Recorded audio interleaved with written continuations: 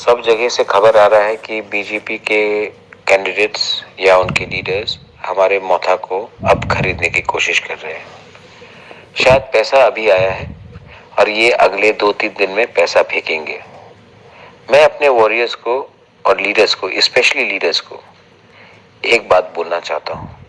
ये लोग पब्लिक को नहीं खरीद सकेंगे, लीडर्स को खरीदने की कोशिश करेंगे।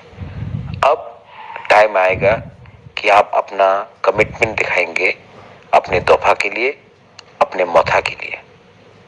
अगर आपने 3 दिन तक इनको जवाब नहीं दिया और इनके लॉलीपॉप को आपने रिफ्यूज किया, तब तीपरा मोथा और तीपरासा को कुछ मिलेगा।